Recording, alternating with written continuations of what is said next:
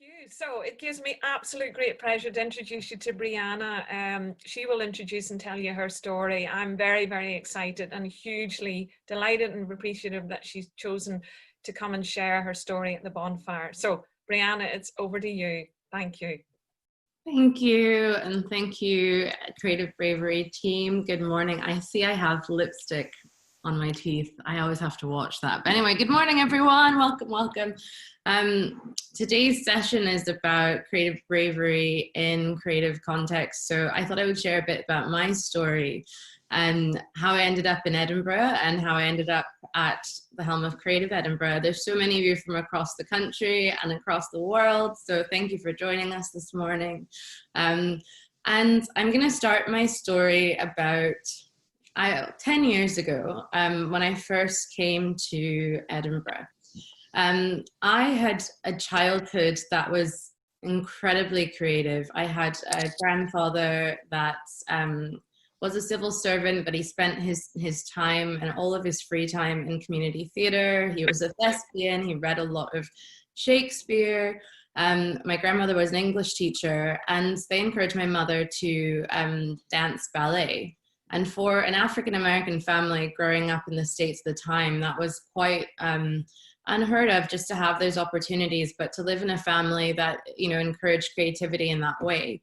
And my father was incredibly creative because he worked in quite a, you know, I would say non-creative sector, but I'll come back to that whole concept of non-creative.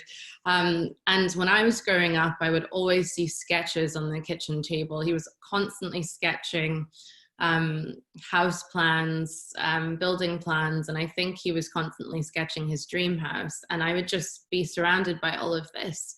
That said, and even though I was surrounded by really creative people in my immediate family, it wasn't something I thought about a lot. And when I say that, it's because I went to a school that kind of allowed for creativity. I started off at Montessori school and then went on to some other schools, but being creative, having time to myself to daydream, to think, to play, to run around, was something that I was really privileged with growing up. And though my family definitely didn't encourage me to do it for a profession or to do it seriously, I remember my mom had a very, very firm talk with me at one stage to say, Briana, you can do this as a hobby, but you need to get a job and you need to study something else if you're going to go on into the world.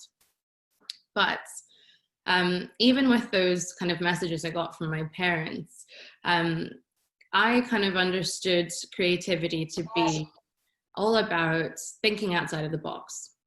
And I have always been quite a contrarian and someone that doesn't like authority and doesn't like the status quo. In my teen years, I was in an all-girl punk band.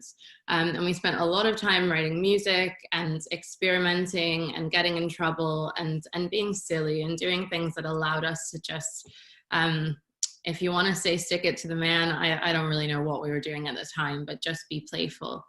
And I share all of this with you because when I got to Edinburgh, I came to study. I wasn't doing anything creative per se, but I was around a lot of creative thinkers and I was around a lot of people that genuinely felt that what they were doing in their working lives, what they were doing while they were studying, didn't really allow them to be directly creative. So I was around a lot of people that were constantly making it work. They were doing photography on the side.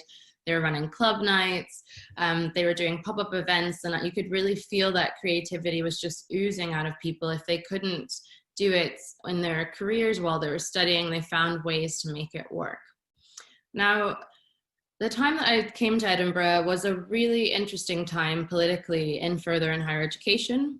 The UK government had decided that they would charge fees to students studying at Edinburgh University who did not come from Scotland. And the political climate at the university at the time was very much against the privatization of education, of higher education. There were a lot of protests. There was a lot of work going into kind of resisting this. And at the same time, a lot of questions were coming to the fore around, you know, what is education for? What is university for? What's curriculum for? Why are we paying money to get a degree? Why are people paying, you know, different rates? And can an education be bought? And around that time, Sir Ken Robinson, who's one of my heroes, created a talk that went viral. It was a TED talk that was called Reimagining Education Paradigms, or I think Changing Education. I'll have a double check and look at the title of that talk. It was an RSA Animate. And he was kind of really unpicking this notion and idea of, you know, what is creativity? Is creativity artistic value, being able to draw, to paint? Is it about having a talent? You know, I'd really grown up being inherently creative, and though I played in a band and painted and did all of these things and had family that were really artistically, they had a craft, I wouldn't necessarily ever say that I felt I was an artist or a creative person with one particular craft or one particular way of expressing that creativity. And Sir Ken was constantly talking about the idea of creative thinking and creativity being accessible to everyone, and it being inherently part of being human. But that, you know, creativity was being taken out of us, educated out of us through our school systems and through the messages we were getting from society and the people around us. But it's really key, and of course the concept was around divergent thinking. And the exercise that he always loved to use, which would come into my story, my creative practice a lot later, was around the paperclip exercise. So he would ask, and I'm going to ask all of you this morning, please give me 10 uses for a paperclip, 10 things you can do with a paperclip. And I'm going to ask you to pop it into the chat while you're thinking about it. And yeah, Ken would start this exercise. What are 10 ways you can use a paperclip? And in the work that I would do, Penny, yes, Sir Ken was a dear friend of yours. That's wonderful. Okay, someone said lock a suitcase, removing your SIM card from your phone, using it to pick a lock, clean your nails, gross but very useful. Toothpick as well is sometimes how you can use it. Hairpin, and reset your dodgy internet router. Brilliant. Someone else has said pinging it off the end of a pencil. Put it in a face mask that it doesn't fall off your nose.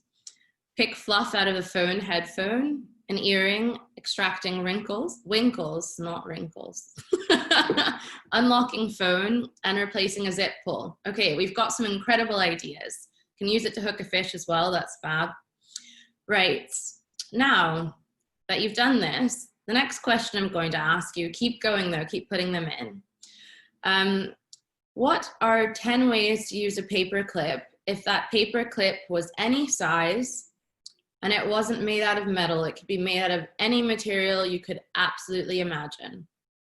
So give me 10 uses for your new paperclip that is not a traditional metal small paperclip.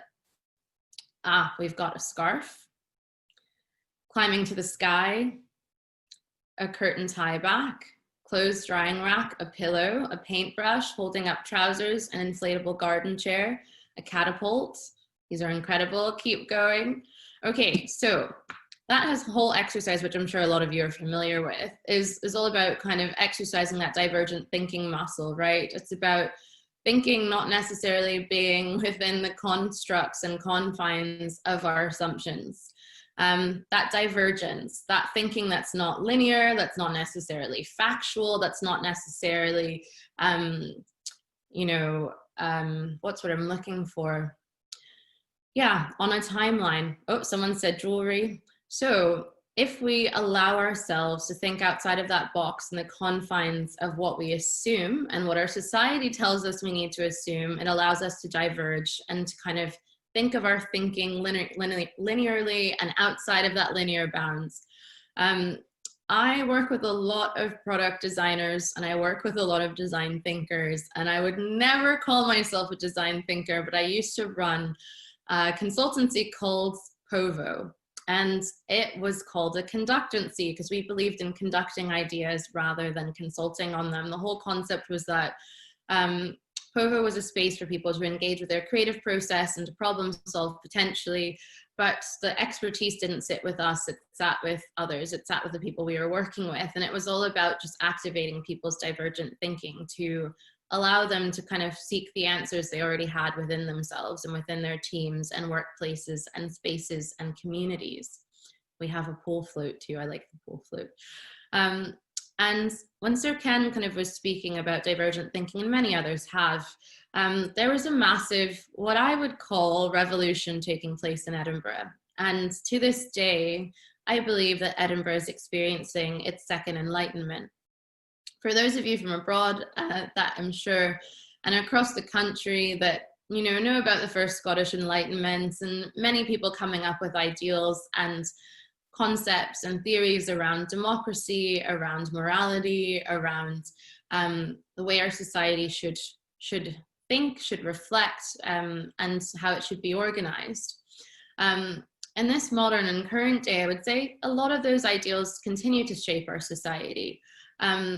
As a young Black woman that works in the arts, I'd say a lot of those ideals are antiquated, are based in a lot of colonialist thought, are based in worldviews that we could really critique today if we wanted to, and I think we should. We should critique any theories and concepts.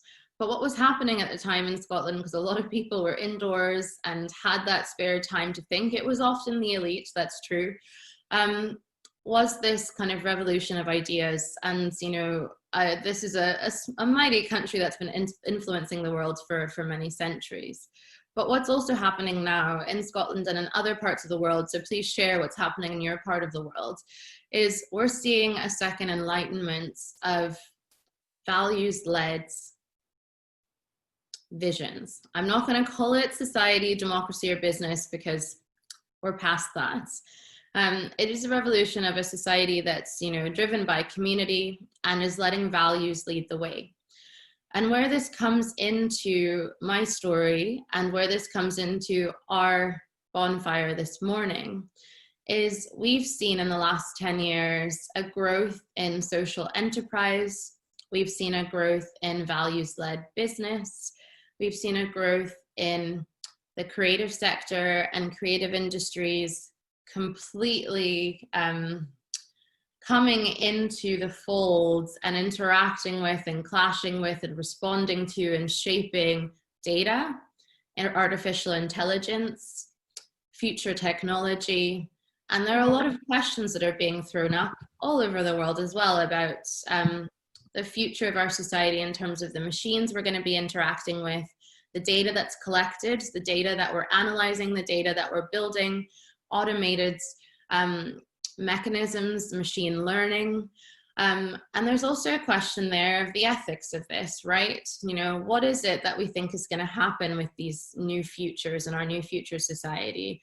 Do we think that these machines, or that this data, or this artificial intelligence, or the machine learning that's taken place is going to take our jobs, make us more productive? Is it going to help us problem solve some of the world's biggest challenges that we're facing? Is it going to augment, implement, or augment and kind of not implement, but yeah, implement its will on us? Will it augment our lives? Will it add value to our lives? Will it control us? So there are all these questions floating around. But what's also happening alongside that is a society that is very much, exploring and offering up questions around what does it mean to be a values-led society. Now, before we go into values, I'm just going to return to Sir Ken. I'm going to return to this, second enlightenment that's happening in Scotland, that I think Scotland's leading the way with. There was a conversation in 2010 to 2014 around, as I was saying earlier, the future of education, right? Fees had come into place here. People are really questioning what their university and college degrees were for. And there was a big conversation that was taking place around what's the value of our knowledge? Is it something that we should just be able to access online for free? We've got the internet, even though a large majority of, well, not large majority, but a large portion of this country still does not have access to broadband. But, these conversations were happening. And Stanford University came out with something they called Stanford 2025. I'm just going to share my screen. A couple of people at the D School, I'm sure more than a couple, but students and professors, came up with their vision for the future of education. And they called it Stanford 2025. And they called it Learning and Living at Stanford. And it was an exploration of undergraduate experiences in the future. So they came up with 4 models for how a university could function in the future. One of them was called the Open Loop University. And I'm going to quickly play you a video on Open Loop. Actually, let me make sure before I do that, I'm sharing my sound as well. Okay, brilliant. And just let me know, and let's make sure you can hear this. So just let me know if you can. Oops, one more second. Here we go, perfect. So this is the Open Loop University. Oops, no it isn't. Hold on.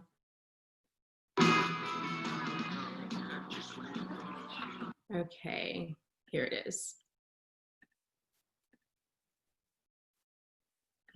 This does not want to play. One more second, everyone. Sorry. You're doing well, Briana. These are the technical things that are challenges for all of us. So that's okay.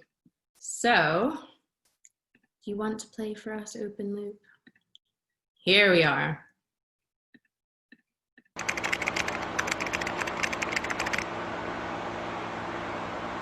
Hello, this is Maya. Access to a university when you need it most in your life is easy today. But for centuries, a college experience was a single chance to immerse yourself in education and set yourself on a career path to success. Back then, if people post-college wanted to change career paths or learn and grow in a fresh direction, their paths were limited. In 2016, Stanford re-established itself as an open-loop university. Open Loop began the tradition of a college experience that is 6 years of nonlinear residential learning, rather than a 4-year, one-and-done ramp into the real world. Now a student's path might start on campus, gaining knowledge, learning skills, and building a social network. Or their path starts in the real world, and they return to campus when ready, equipped with the experience and perspective they need to focus on studies. Prior to Open Loop, universities had alumni. Akin to our populi, these were former students known for their generous financial contributions to the community who were unlikely to return to learn on campus. Now, populi frequently loop back to campus, giving their time, wisdom, and experience to young students that are finding their first path. They also take time for classes, seminars, and workshops to redefine their own ever-changing paths. Open Loop revitalized the campus community into the vibrant spectrum of students from all paths of life we enjoy today. Now, Stanford isn't just a time in your life, it's a lifetime.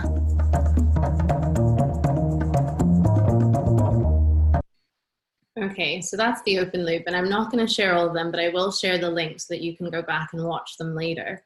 And, you know, if we were to critique this a little bit and really question it, you know, Stanford University, great university, but, you know, you could critique it and say, well, if this is now a 6-year experience, they can charge you for 6 years. Or if you're constantly coming in and out of education, you know, what's the motivation around that? Is that to constantly have an open learning environment that's nonlinear, or is that actually going to benefit, you know, the education system in some way? But the whole concept that it's open and you can come back to it whenever you like, or it's 6 years and you kind of have an experience at the university and then it moves on, was interesting. It was novel, and it has been done before, but as of one of the 4 models they proposed, it was an interesting one to say, hey, is 4 years really the way to do things? The second model that they had and that they presented was called the paced model and paced education. And they kind of came back to kind of the concept of classes or years, and it was about abolishing that whole notion of having a class year and your learning being kind of adapt and paced to your needs. And so that was the second model. The third, which I am going to show you, is called the axis flip.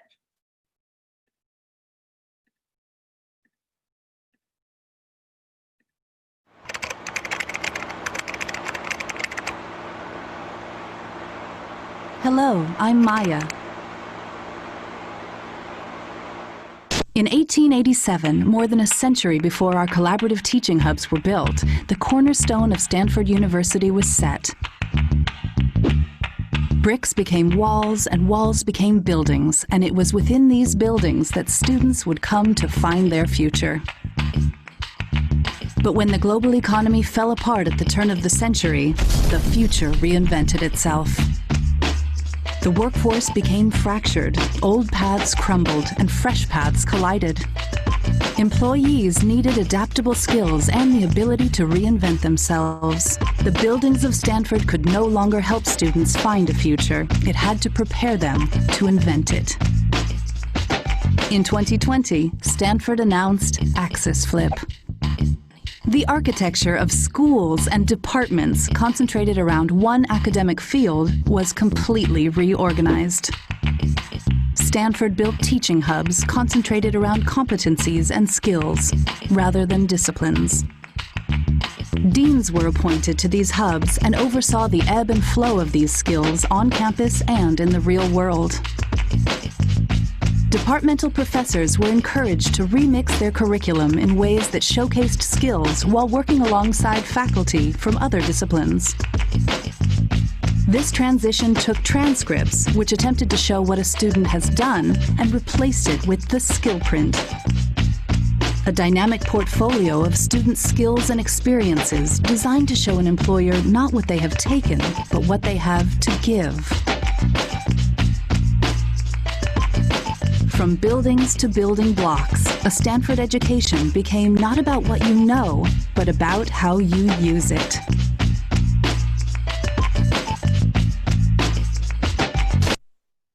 Okay, so that there was their third model, which, as they said in the video, was called Axis Flip, and in some ways quite prophetic. You know, they have Maya, this artificial intelligence that's sharing this, and this is all supposed to be a glimpse, an archival glimpse into what Stanford did. So this was, you know, from 2025, looking back, and, you know, they said in 2020 that they set up their new hubs, and it was all about skills. They talked about the kind of economic crisis, and you could say in a lot of ways, these predictions are really prophetic when we think about what's happening today. You know, what is going to be the future of our education, but also what's going to be the future of the skills that we need to survive and thrive.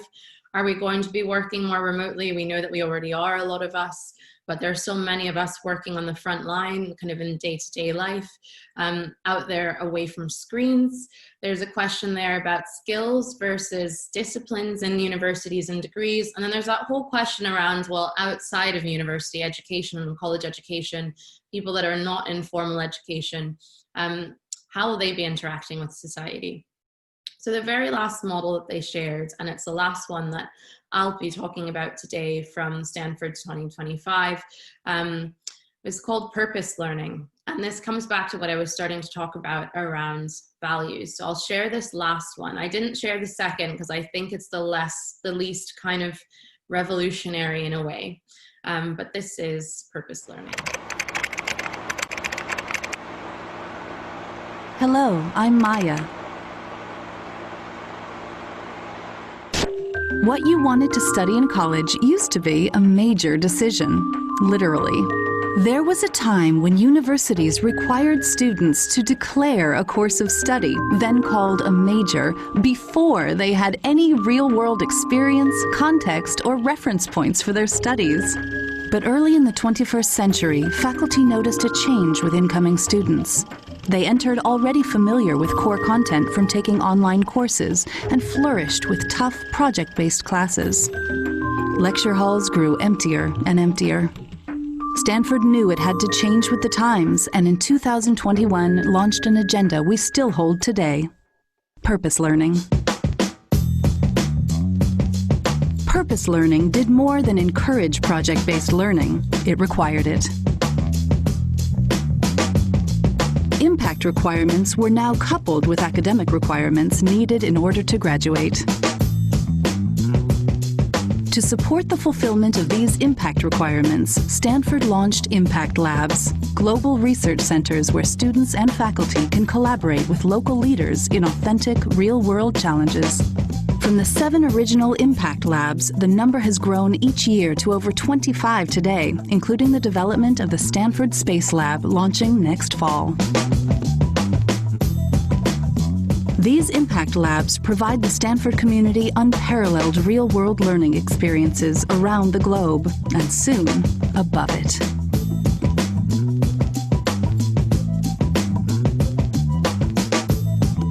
Purpose learning required students to gain mastery with meaning, and from that point on, Stanford students were known for declaring missions, not majors.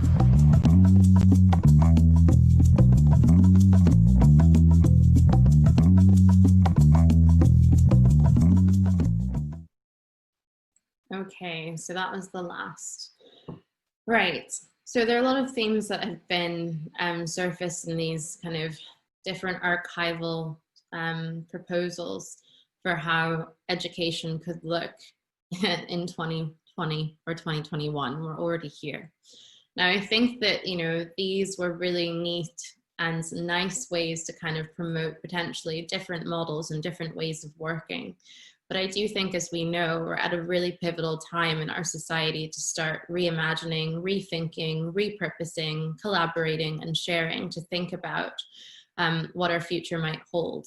Now, purpose. I think purpose is something that has become quite important. And I want to unpack it a little bit because, as I talked about the second Scottish Enlightenment, and as we know, there's a rise in social impact measurement. Companies and organizations are being held to account about their supply chains. Where do they source their materials?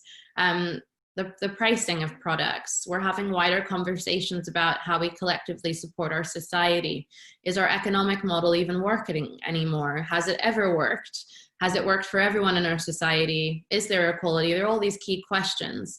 But what's driving it is this, you know, idea of purpose.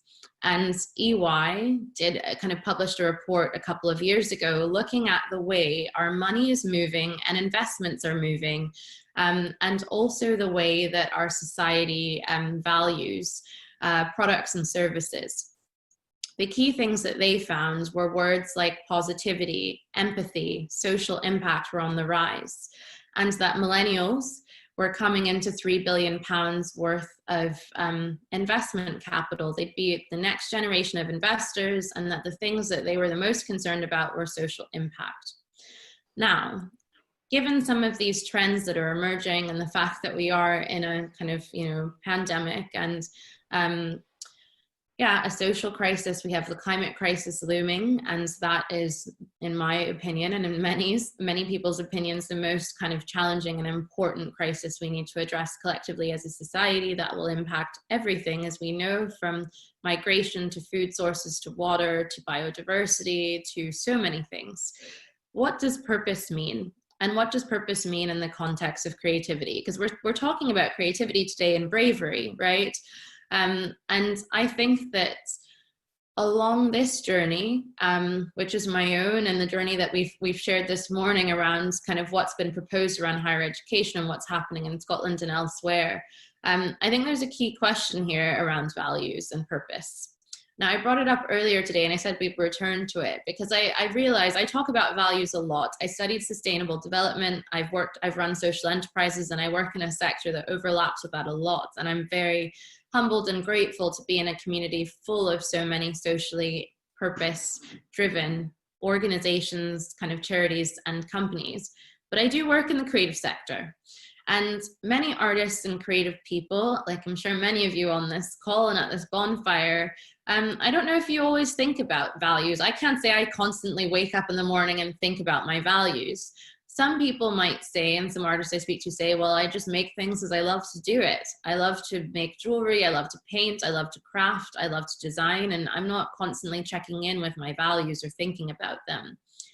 But I would kind of challenge us all to say that inherently, if you're doing creative work, that in itself is a value. Risk-taking, being comfortable with uncertainty, checking in with yourself, being driven by your passions, allowing your feelings and emotions to influence what you do on a day-to-day basis, being comfortable with not knowing what you're going to create and what the outcome is going to be.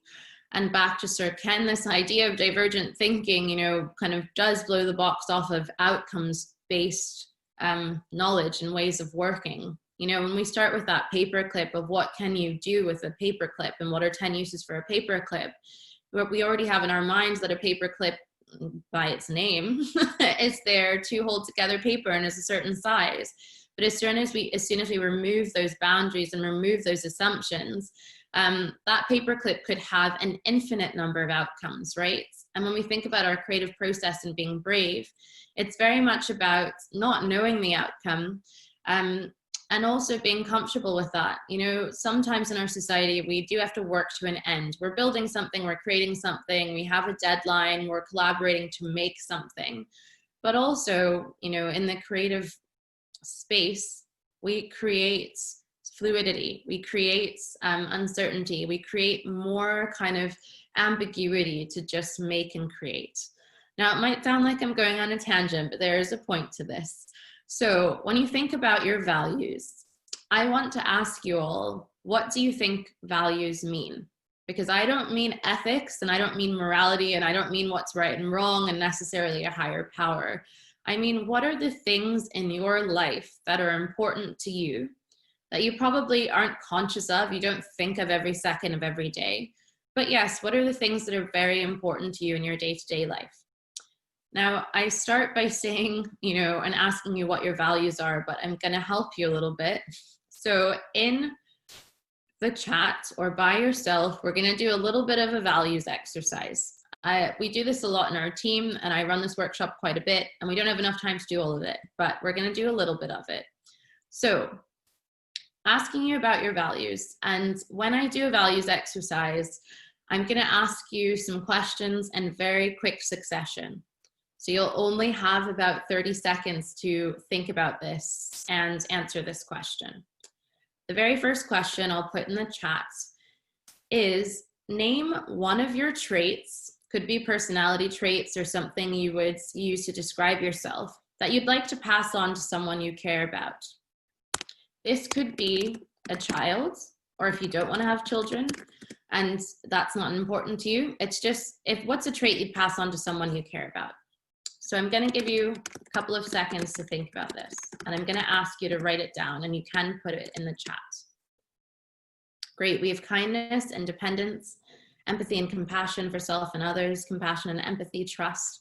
Brilliant. Keep going, and I'm going to do the second question. Number 2, list 2 of the most important people in your life. Keep putting them in. Free mind, curiosity, kindness. Okay, so question 2 is, list 2 of the most important people in your life. Yep, there we go. Family and friends, husband and daughter, partner, child, husband and son. Brilliant. Your parents. I always have to remind myself, and sometimes, and depending on who I do this with, remind people to also choose themselves, not forget about themselves, not from a selfish standpoint, but from the standpoint of sometimes we forget to value ourselves. Okay, question number 3 is, list 1 word for each of them that describes them. So you've listed the 2 most important people in your life. Now I'm going to ask you to list a word for each of them. So that could be that you describe them as kind, whatever you think, the first thing that comes to mind. I don't want you to overthink it. Speed is key here, because if you do it, take too long and labor on it, you'll overthink it. And I want, the way to kind of uncover values is to find out what comes to mind first, because that's what really, you know, is important to you, because you don't have to think about it too much. Okay, brilliant. Selfless, hardworking, generous of spirit, joyful, ambitious, love, wise, kind, brilliant, funny and supportive, single-minded, short fuse, that's important too. Okay, question 4. You've started your own land. I won't call it a country because it can be anything. It can be an island, or it could be, could just be in your own house. You've started something and you have a currency, right? And on the currency, what does it says, in blank we trust. So you've started a land and you have a currency. In blank we trust. What is that one word? In what do you trust? Love, great, gods, nothing, nature, keep going. And what do you trust? Okay, question 5. Actually, we might do all of the questions. Question 5 is finish this statement. Give me blank or give me death. What would you die for? Give me blank or give me death. And I'm sure some of you can recognize these phrases and sayings from existing countries and constitutions, but go with it. I like it. And cheese we trust, and pizza we trust, and love we trust, freedom, belonging, and community, wine, all great things. Keep going. Okay, number 6. What 2 qualities do you look for in a life partner? And if you're not looking for qualities in a life partner, what 2 qualities do you look for in a friend? And someone you like to spend time with? Write those down. Thinking, lack of judgment, good conversation, creative, laughter, funny, brilliant, keep going. Okay, question 7 is describe yourself in 1 word. Describe yourself in 1 word. Okay, brilliant. I love these. Keep putting these down. And then we have 3 more questions. So question 8 is life, liberty, and the pursuit of fill in the blank. So life, liberty, and the pursuit of fill in the blank. Great. Memes, happiness, color, justice. Okay, brilliant. Number 9, if there were just 2 rules that everyone should follow, what would they be? So if you were running your own society, you could go back to your own land, country, whatever you've established. If there were just 2 rules that you thought everyone should follow in life or in your space, what would they be? One of mine is never forget your childish enthusiasm. And I can't remember the second one, but there we go. There's one. Be kind. Okay, we have some others. Think first and empathy. Be kind, be creative, be helpful. Be kind, be silly. Yes, silliness is very important. Be happy without bothering anyone. Be fair. Tell stories and look after yourself and others. Do your own thing without harming anyone. Be tolerant. Brilliant. And the very last question is, think of the person you most admire in 1 word, why? So I'll let you post some more in there before I post the last question. Think of the person you most admire, and in 1 word, why do you most admire them? Okay.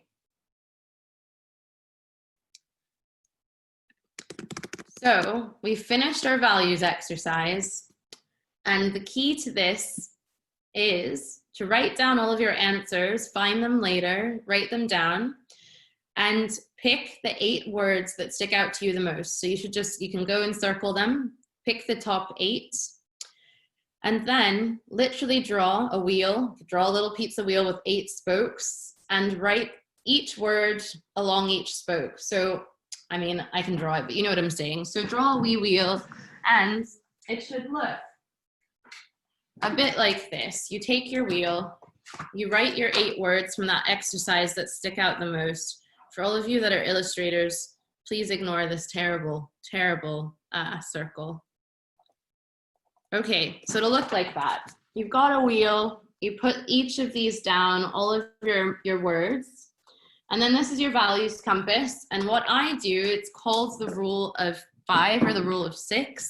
Whenever you're making an important decision in your life or need something that you want to reflect on or you want to check in with your values, you look at your wheel, and if that decision you're about to make aligns or lines up with or resonates or keeps intact 5 of those words you've put down over the 8, or 6 of those words you put down over the 8, then you can make the decision to do it. So this is your values compass. We've done it super fast.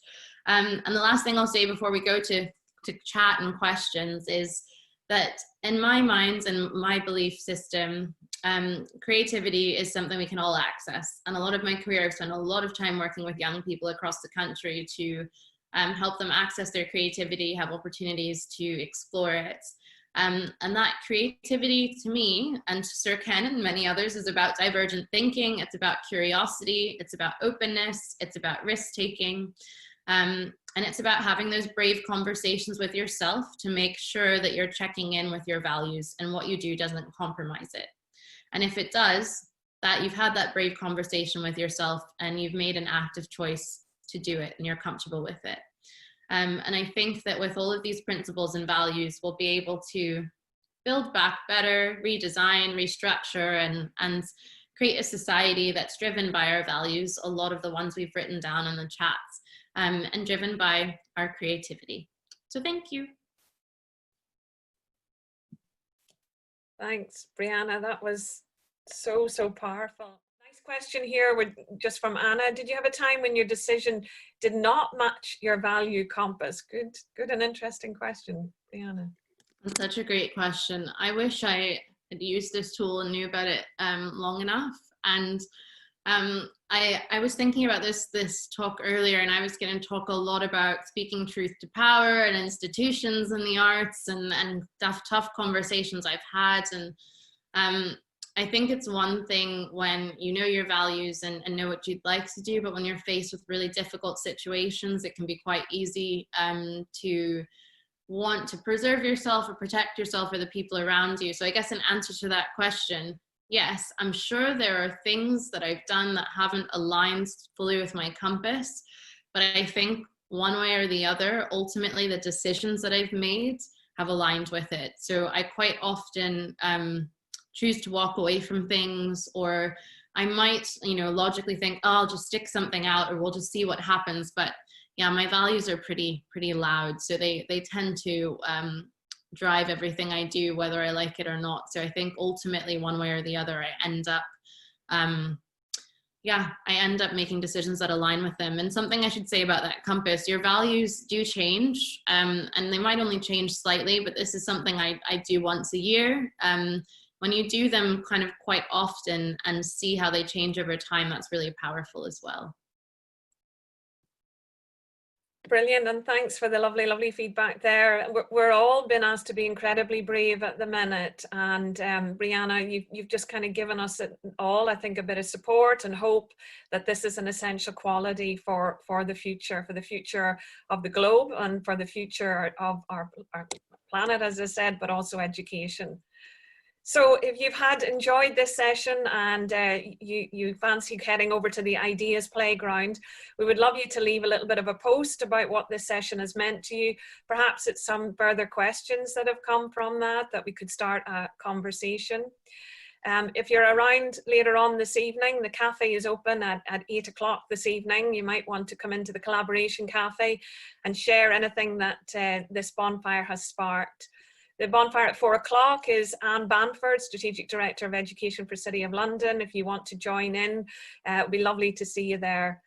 On behalf of the Creative Bravery team, and I actually have goosebumps, Briana, this has been amazing. I am emotionally inspired by what you've shared, your honesty, your insights. You are truly an inspiringly brave and creative person, and it's been a privilege to sit around the fire with you this morning. Thank you so much, Briana, and thanks to everybody who came along today. See you soon. See you in the Discovery tent.